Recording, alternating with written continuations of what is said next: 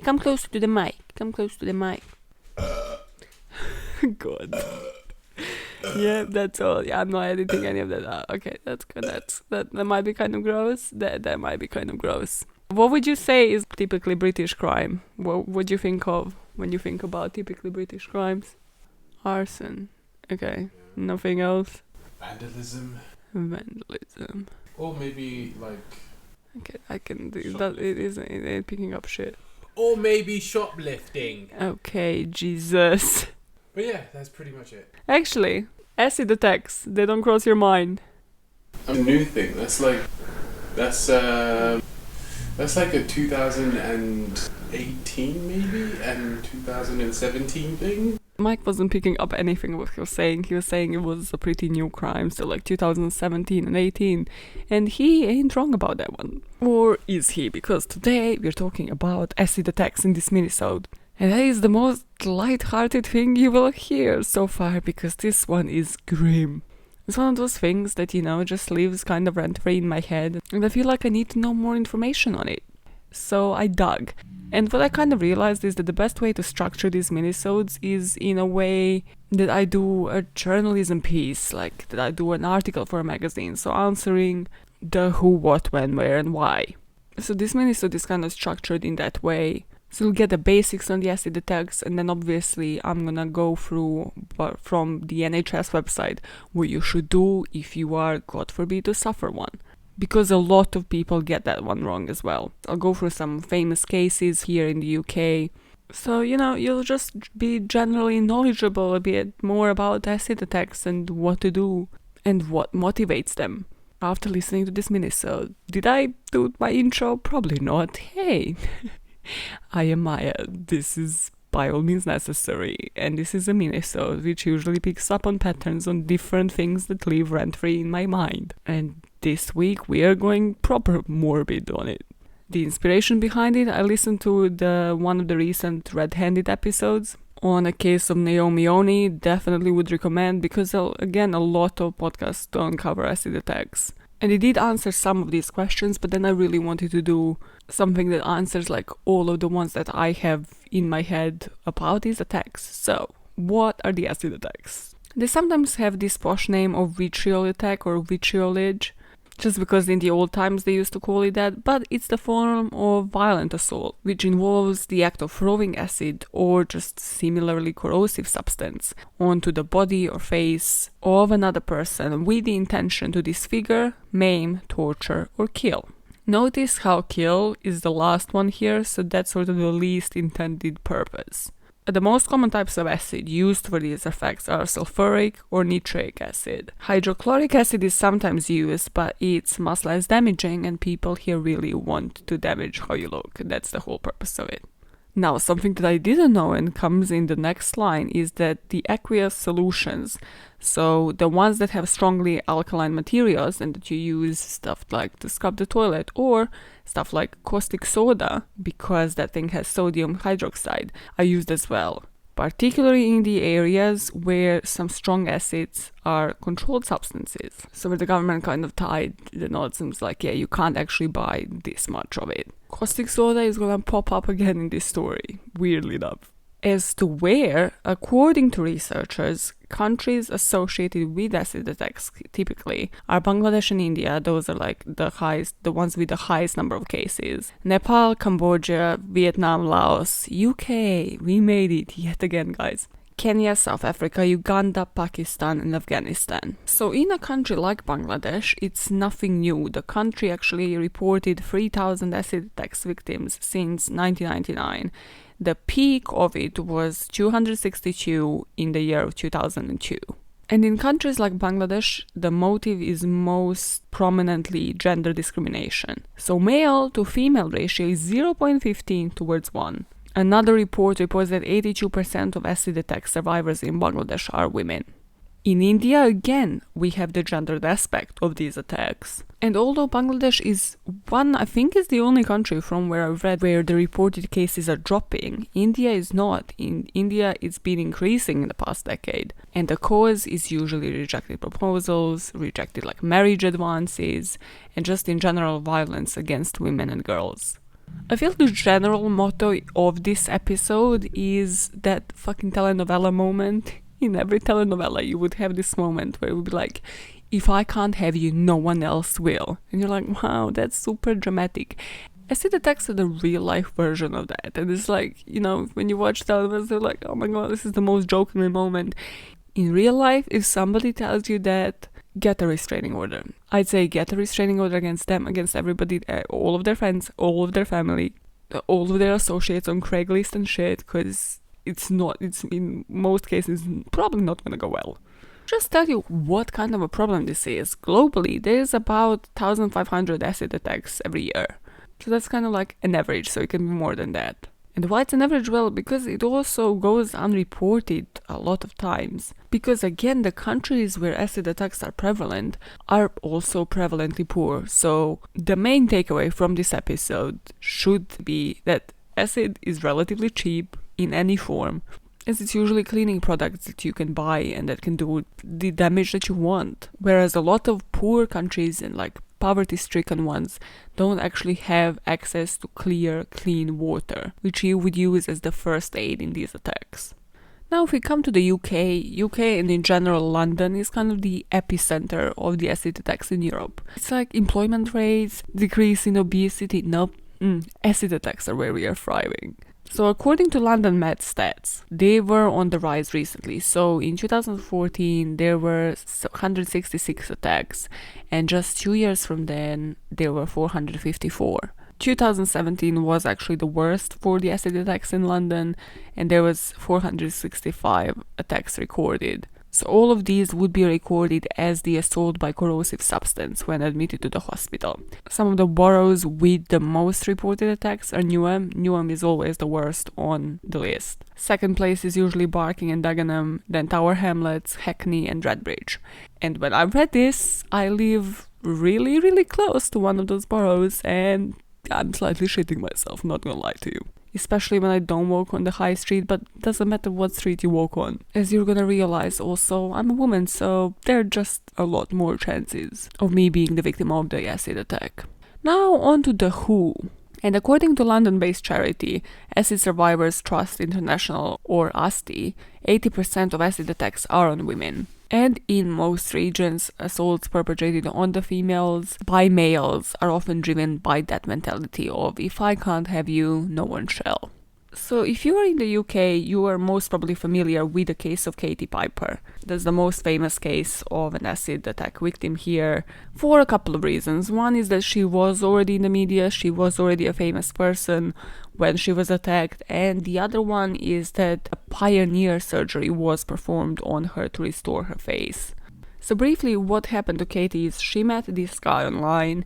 They then met at a bar, so they met at a public place, started dating, but soon he turned violent because she just wanted to get out of there. She wasn't feeling it. So on one of the occasions they met, he raped her and beat her. She even ended up in the hospital but didn't report him because she was scared of him. And then he became the super obsessive domestic abuser, like the typical one, when like he calls, apologizes, everything is gonna be nice, and he's just harassing her even more. So on March 31st, 2008, Lynch convinced Piper to go to this internet cafe to read the email that he sent to her Facebook account. And he gave details to Stefan Silvestre, who was like his mate and co-conspirator, of how she looked and where this place was on the Golders Green Road. So wearing a hoodie, Sylvester approached Piper, who thought, she might be a homeless person asking for money, and then he threw sulfuric acid at her face. She was then submerged to the pioneering surgery at the time to restore her face, done by Muhammad Ali Jawad. And I didn't read much into this, mostly because actually Jawad has been in the news recently, and it just seems like it can be its own true crime case. It's some molestation charges, so I didn't want to read into it and then be like, oh my god, this guy is so amazing, because clearly he is amazing to Katie because he just basically restored her face. However, I didn't want to be like, yeah, praise him, while he might be a perp himself as well. But from the brief outline from the Red Handed podcast, what they do is they use different meaty parts of your body, for the lack of better expression, to replace the skin on your face. And again, depending on the acid that was used and depending on the damage that is done, you might actually lose your eyesight as well. It might be recovered, but it might never come back. And then just briefly, the case of Naomi Oni that you can listen to full cover of the case on the Red Handed podcast. That's the one where it happened in the middle of the night. A lot of these, in terms of when do they happen, don't have like a particular timeline. It's like, oh, it happens between 9 and 10 p.m. or some shit. People usually are like under hoodies or trying to disguise their identity. That's mainly because of CCTV, because it's still, well, happening to date. However, it can easily happen during the day, so it's not just like it's a typically night crime. In the case of Naomi, it was also somebody that she knew, so it was, again, some like jealous friend. And they could connect it to her because of the purchase and because, again, this kind of thing leaves evidence in your bags, leaves evidence on you technically. Because people can track receipts today, they can track traces of what has been in your bag.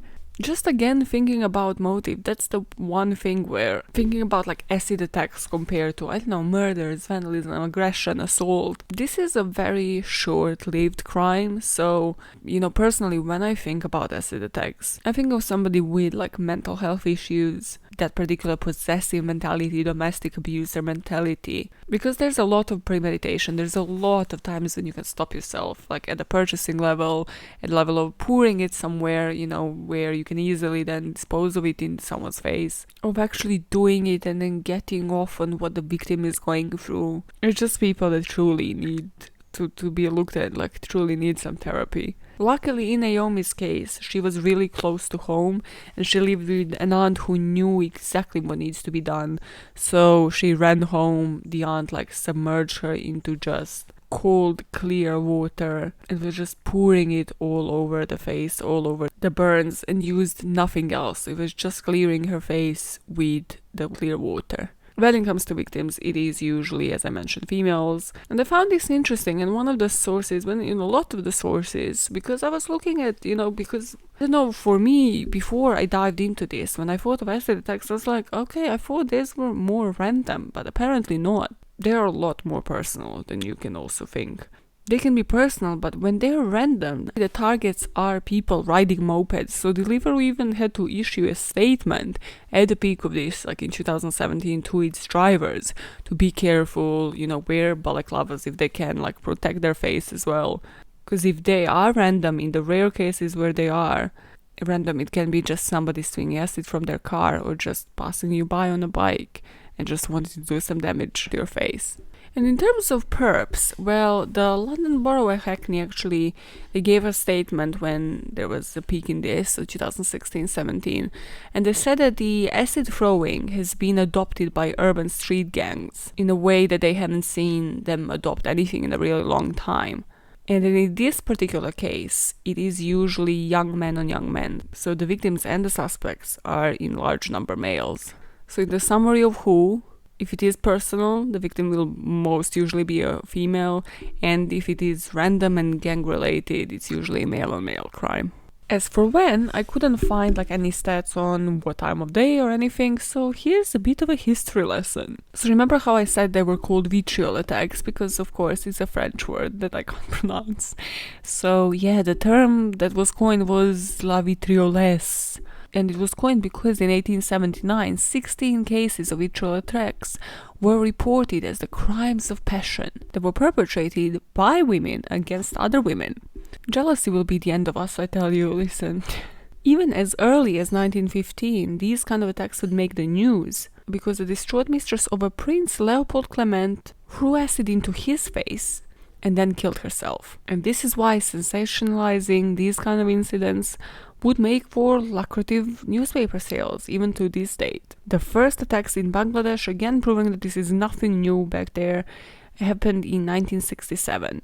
In India in 1982 and Cambodia in 1993. And since then, if anything is recorded, it's the intensified increasing quantity and severity of acid attacks. But again, why it's so hard to find stats, to research on this, and to just actually make any conclusions on it is that it would go underreported in so many countries. And there was like a whole last decade between 1980s and 1990s, where there was the general lack of research of the phenomenon during the period of time. Going on to the why, which is obviously my favorite. Hey, this is why this whole podcast exists. Acid throwing is the way to show dominance, power, control, to build enormous fear among any peer groups in that area once it happens. And gang members know this, so why it's prevalent within gang crime is that using acid has an advantage when trying to hurt someone rather than a knife, because the charges are more serious if you're caught with a weapon or a knife, and the tariff for prison sentences is much higher. So acid is likely to attract grave bodily harm with the 10 charge, while using a knife is more likely to lead to the attacker being charged with attempted murder. As I mentioned before, yes, it is still easy to track something. If you bought acid in your name, if there are any traces in the bag where you carried it, or like on the hood that you carried it, the CCTV footage. However, it's still a lot easier to dispose of the evidence in the cases of acid attacks, whereas where you use a knife, if it's a bloody attack, like the DNA might be passed over from a person to a person, you leave fingerprints. It's just essentially a lot harder to dispose of that type of evidence. The most common reasons for attacks are refusal of marriage, denial of sex, and the sexual rejection. It's usually the expression of control over women's and girls' bodies, and it can be used again when girls are trying to escape forced marriage. Perps usually have some personal beef with you, so who will most probably be the perpetrator is disgruntled lover as like number one spot. A family member as well. In a lot of these South Asian families where honor killings are still a norm, it can still be a family member. Not to say it's not the case in Western world, but yeah, it can be a family member or a business partner. If you go down the rabbit hole of acid attacks, you can find like some really sad ones and some really bizarre ones. When I'm talking about the sad one of the most famous ones is Mark Van Dangen's face, who was a young engineer in Bristol. And he was left so disfigured and just paralyzed and in so much pain that he decided to actually go to Belgium, go to euthanasia clinic to end his own life. That one was the typical, if I can't have you, no one can. And it was the jilted lover that threw the acid into his face. But then there's a really bizarre one, and you might have heard of this one. It's the one when Arthur Collins threw acid in a nightclub, injured 22 people, and left 16 with some serious burns. And in this one, I just truly don't understand this fucking acid attack or the punishment for it. Because he said he thought the liquid was a date rape drug. And he planned to spike girls' drink with it. Okay, I know I'm super dumb. And I'm sorry that I don't actually know how date rape drugs look here. But I mean, I kind of think he's dumber one here. I always thought date rape drugs are in the form of actual pills that you crush into someone's drink. Apparently not. But even then, I'm sorry, so what, you just want to sprinkle a lot of girls so that they then approach you and offer themselves to you? How did you think this works, this swinging of a date rape drug over people in a club, if you actually thought this was date rape drug? Oh my days. Obviously, this was proven to be just a bullshit story because they found his messages to his sister to tell the mom to mind that little hand wash in his car because it's acid. This is why I say people like this are dangerous, because they don't care about like who they endanger. It can be a family member that can get burned by acid accidentally, or a loved one. It's just, that's why I just find them so dangerous as humans. And again, in this case, like in every other one that I mentioned, the primary motive is not to kill, but it's to leave the mark on the opponent. And that's why the face is usually often the target. So far, we have the intent. We have why it's easier to dispose of a bottle of acid versus anything else. But it's also easier to get a hold of it than getting a hold of a gun, for example, or a knife that can be tied to you again. And here is where I've said like caustic soda is gonna come into the play again. Just cause again I need a light story. As light as it can get talking about acid attacks. And basically like our drain was kind of clogged and just the water wouldn't like sink. The water just wouldn't go as freely as it would. So I asked my landlord like, hey, do you know like of anything? Because again, I don't know acids, I don't know cleaning products. I'm filthy little shit. So I was like, hey, what do you use in these cases? He like had to spell it out because I was like, I've never heard about this. And I didn't Google it either. I didn't know like until actually researching now that this is actually corrosive. Because again, I don't use gloves when cleaning and scrubbing and doing weird shit. Luckily you pour this down the drain, but yeah, but from now on I'll probably use gloves to do that as well. So I go go to buy caustic soda, they didn't look at me weirdly, they didn't do nothing. Like I bought like proper like 2-3 bottles. And I expected, I don't know why, but I expected for me, like for somebody to ask me for the ID, because I still knew it's used to unclog the drains. People don't. They just sell it to you. The same with like other cleaning products. And that's one thing that should definitely change. Like if you ask me, seeing all of my fucking wrinkles for the ID when I go buy cider, which can't technically even get me wasted, then just ask me for the ID when I'm buying this. You know, maybe check my mental health history to see if I'm actually buying it for this purpose. Because also I can bet if somebody is actually going to go for the acid attacks because of the impulsivity of the attacks, they wouldn't actually even be able to lie on the spot. They'd be like, yep, so this is used for, cleaning like a tub or something. This is when you can catch those fuckers. Also, nobody needs like tubs and tubs of this kind of substance. So again, ask for the age and limit the amount of bottles a person can buy of some cleaning liquid. Just in general, like how many crime cases where people would buy bleach or anything, just in general, even to clean up the crime scene, and you'd catch them later after the police is reviewing CCTV, and just the clerk or anybody is just like, yep, 4 gallons of bleach seems legit, yep, just scan it through, you pay and you pass. No, what are they buying this amount of bleach for? Limit the amount of bleach somebody can buy. Nobody in the right sense of mind is buying like gallons and gallons of cleaning liquid for just what? Cleaning the toilet? Why are you supplying yourself for like a year's supply? This kind of shit pisses me off because it's a lot easier to regulate than you might think. In most cases, it's not some special essay that, you do some Breaking Bad style where you make it in a lab. It's usually just like, yep, it's something you use to clean. Okay, cool. That was sideline. I went off topic. Great. Now, what to do in case of the acid attack? The best course of action is to clean the affected area under running water for a long time and not to apply any creams, any oils. Don't use anything but water. That's the most common mistake people make.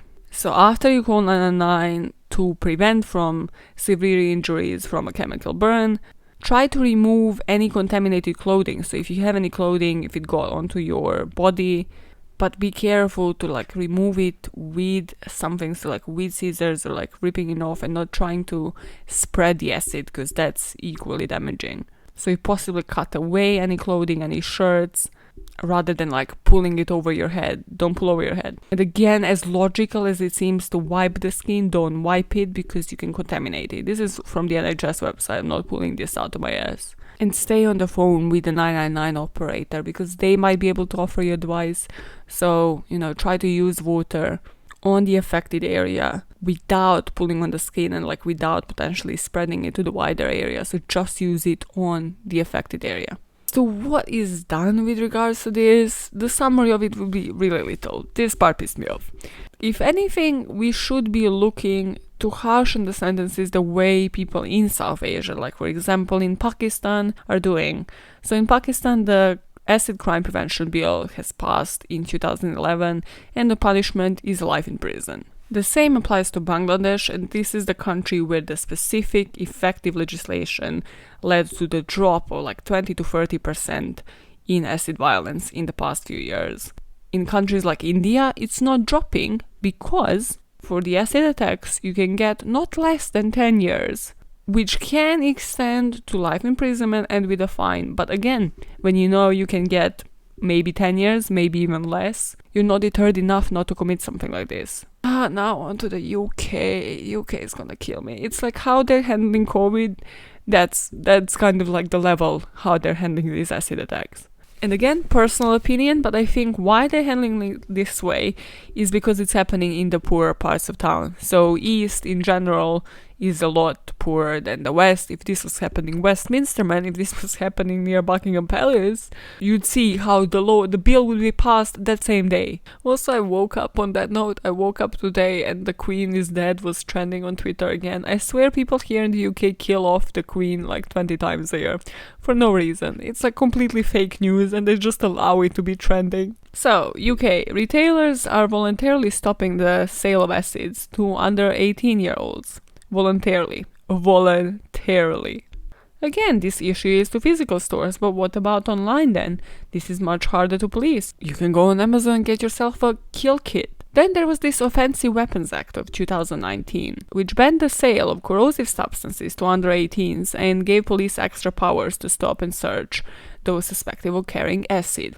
Now, when I'm reading this, I'm like, what do you mean, those suspected of carrying acid? How do you suspect that somebody is carrying acid? When it's a gun or something, it's like in a holster, like you suspect they're carrying it in a pocket just because of the bulge or something like this. But how do you suspect somebody's carrying acid? How does that give you the basis to search that person? And then again, I think this was also November last year. You can just notice when this is happening in 2019, after 6-7 years of hundreds of people being attacked. It became a criminal offense for the public to possess sulfuric acid above 15% concentration without a license.